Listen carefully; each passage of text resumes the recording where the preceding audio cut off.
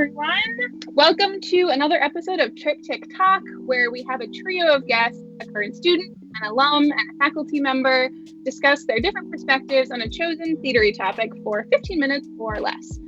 This week's theme is costume construction, so we'll be asking all three guests the same questions in hopes of getting some different answers.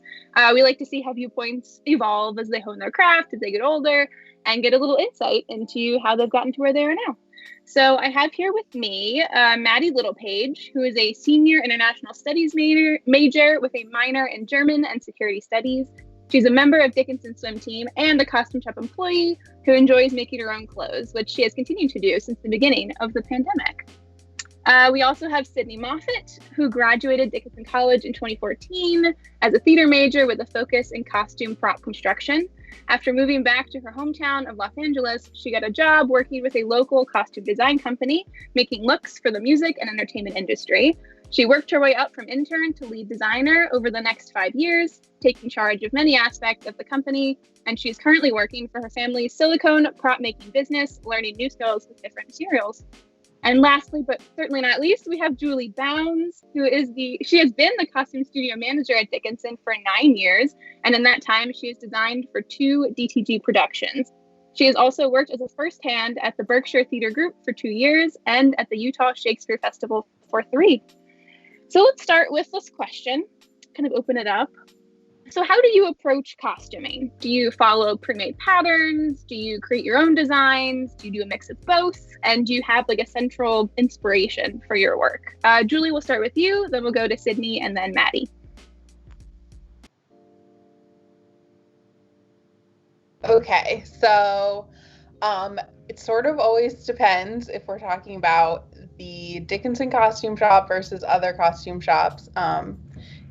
At Dickinson, we definitely use a lot of pre-made patterns just because we don't have sort of the personnel, but we still make them unique and cool and fun in different ways. But if you're working at at the Utah Shakespeare Festival, we have drapers whose job it is to, make exactly what the designer has rendered, and then they make the pattern and then we go from there. So it sort of depends on how many people you have and what you have available to you.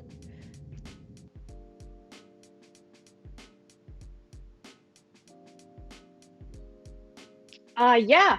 So I would say generally I do a mix of both. So I typically, if I'm doing clothing, I typically do more with pre-made patterns, but I'm not afraid to change stuff that I don't like about the pattern, or just kind of generally use it as a guideline and make up my own rules as I go.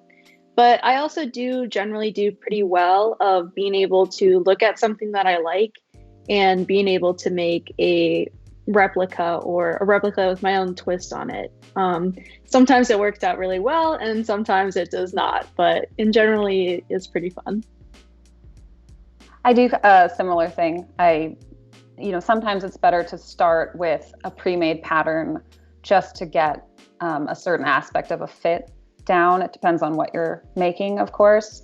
The costume shop that I worked with here in LA, we always started basically making a pattern from scratch. We had some block patterns that we would use for reference, but just because of the nature of the work, every single thing that we made and designed was completely unique. So you just have to kind of come up with your own patterns there. And that's kind of the same with costume prop type things. If you're making a crown or a mask or something, I try to keep a record of the shape I started with. It's not always an official pattern, but that helps just if you need to reference it or change it or go back and make it again.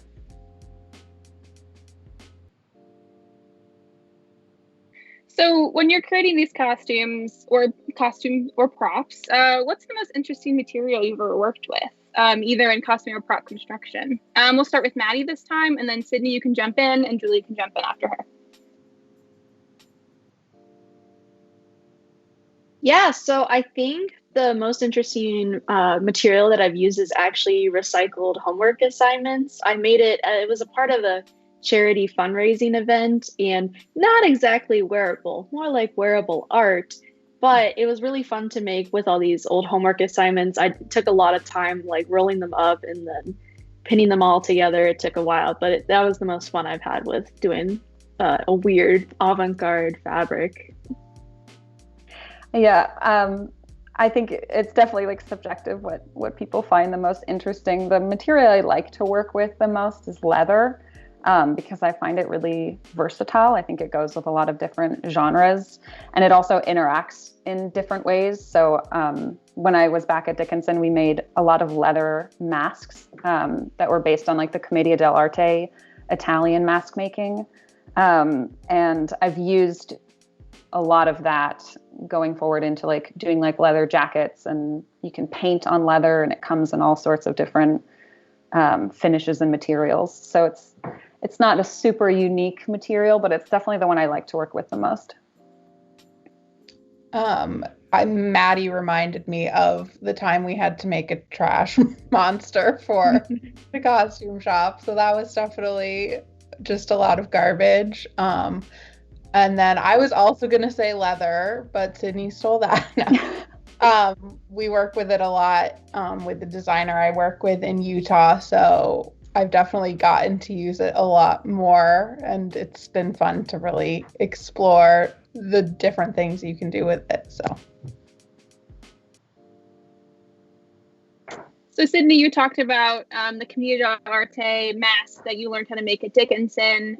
So how did Dickinson prepare you, all of you, for working in theater or costuming after college? Or in Julie's case, how do you try to prepare your shop workers? We'll start with Juli, and then we'll go to Maddie and then Sydney. I think, hopefully this is our goal, to prepare our students, but I think we give them a good sort of general all over sort of exploration of different costuming techniques, and even just like doing different crafts and dyeing and prop things, which allows students to sort of go forward and choose a more specialized area if they're more interested in something specific. I was just remembering Sydney made a very realistic dead goat. That was very unique. And we do a lot of other just weird stuff, but then we also try and do a lot of, good sewing techniques that will be helpful in the future. I definitely agree with Juli. I feel like I've become a much more confident sewer in the costume shop, and I think that I've picked up a lot of techniques that I didn't know beforehand. I know how to do zippers now, which used to terrify me and are actually not too bad, as well as being introduced to the serger, which is really just a godsend. And I wish I had known about that doing high school costuming. But yeah, I've become a much better sewer. Yeah, again, really piggybacking off of what Juli said, I think Dickinson offered me like a peek behind so many different aspects of costuming, and also so many different aspects of theater and arts in general, that is super valuable going forward. I mean, knowing a little bit of background in like lighting or set design, or even just like having acting experience going forward, like you have a better idea of what those other departments are going to be asking from you as the costume department. And then just as like the liberal arts in general, having the context of the history around certain types of art, and that kind of context that you get in a liberal arts setting is definitely really valuable, and not a lot of people have that like huge context to work with.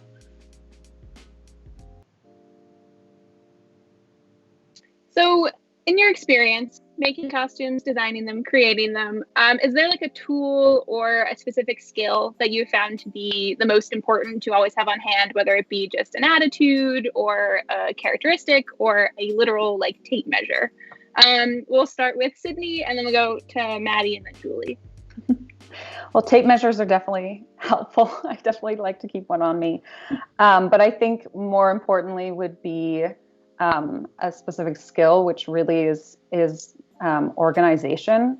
I know that's not the most exciting skill to have, but I found that has been like the most valuable tool anywhere I go. And or like any project that I'm working on, even if it's just like having your beads organized next to you while you're working so that you can get through a project faster, or having your workspace organized so that you know where certain materials are, or then keeping track of your different projects or clients and keeping all of that organized. It's such a universal skill. And you don't have to be neat to be organized. As Juli, my former boss, will know, that I am not always the neatest person. I would definitely say a seam reaper, seam ripper. That's kind of a joke. But you always want to strive for perfection when you're making garments, but you have to kind of accept that not everything's going to come out okay, and you have to be willing to take away your mistakes and start over.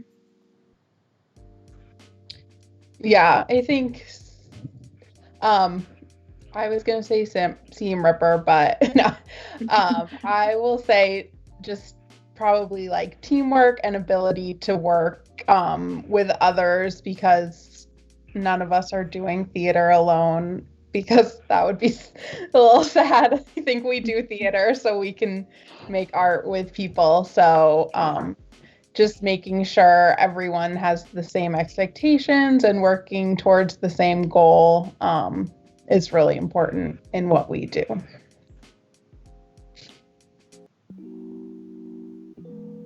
All right. So our last question, really short. What is your proudest accomplishment in theater? Or do you have a favorite project that you've worked on that you just really always go back to and think about it, or a recent one that you're excited about? We'll start with Maddie and then go to Sydney and then end with Juli. For my high school's Christmas Carol, my favorite costume that I made was for what's his name? Jacob Marley. I made to make his ghost costume, I used Jack Skellington's costume pattern as a baseline with a gray tweed, and then I layered light blue and silver tulle on top to really give him this ghostly appearance when he was on stage with the way the light hit it. I find this question to be really difficult because there's so many projects that I've worked on that I love and that I've been proud of. Definitely I'll talk about a certain season that I loved working at the costume shop on, which was around Halloween time. We would get a bunch of different calls from stylists that wanted Halloween costumes for their clients. And I think because of the type of work that I went into the costume shop, we did so much more like straight up fashion a lot of the time. And so whenever we worked on Halloween costumes, we got to focus more on like really like character driven, just fun costumes and stuff. So we would do like Catwomen and superheroes and different things. And those projects are always the most fun for me to work on, for sure. Mine, I'm going to say, is definitely not the most fun, but going off of the organization thing, I think the proudest thing it was working on Henry VI, Part 2 and 3 at the Utah Shakespeare Festival. We had, I think, 12 actors who played over 50 different roles, and the time period went from like 16th century to present day. So there was just a lot to keep track of as far as paperwork, but also we made a lot of crazy different armor and robes and costumes and modern suits. So it was really a lot to work on that I'm proud of.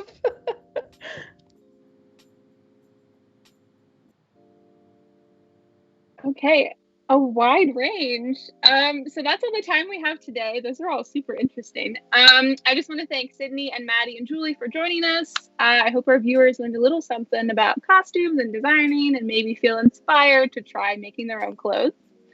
Join us next week where we'll be talking with Professor Erin Crawley-Woods and some more special guests. So stay tuned.